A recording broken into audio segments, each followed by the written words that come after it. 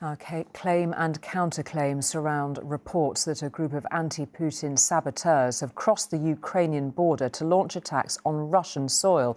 Kyiv denies any involvement. President Zelensky's government is said to be watching the events with interest, but ultimately washing their hands of responsibility. Nonetheless, the supposed operation does suggest a significant overspill from the focal point of recent fighting. For months, it has centred on the southeast of Ukraine, particularly, of course, around the town of Bakhmut in the Donbass region. But now, Russian officials allege that a group of Ukrainians crossed the border and attacked the neighbouring region of Belgorod. The local governor says the militia attacked Vonovsky, where he says Russian forces are now searching for the group. A daring raid across the Russian border by soldiers who call themselves freedom fighters, and the Kremlin decries as Ukrainian saboteurs. A day of startling images, many hard to verify, but it seems they have succeeded in taking the war into Russia itself.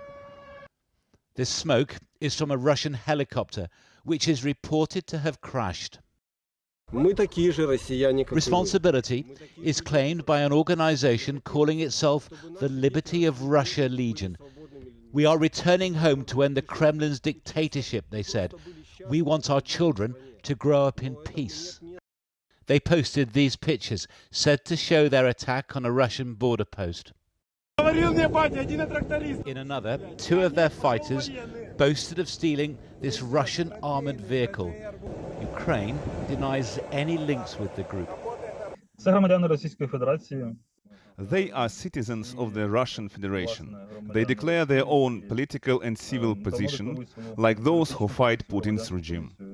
But in Moscow, state television said President Putin had been informed of an attempt by Ukrainian saboteurs to break into Russian territory. Belgorod's governor said the armed forces and local law enforcement agencies had been deployed. He implored citizens not to panic. Yet they were accused to leave the city, scenes reminiscent of the first days of the war in Kyiv. In return for Western weapons, President Zelensky has repeatedly promised not to use them on Russian territory. Ukraine's allies may well be nervous about today's incursion by a mysterious group of pro-Ukrainian Russians. It is tempting to see all this as part of a deliberate diversion designed to disorientate Russia ahead of a full-scale Ukrainian counter-offensive. At the very least, it has consumed the Kremlin's attention and tied up a few troops. John Ray, News at 10, Eastern Ukraine.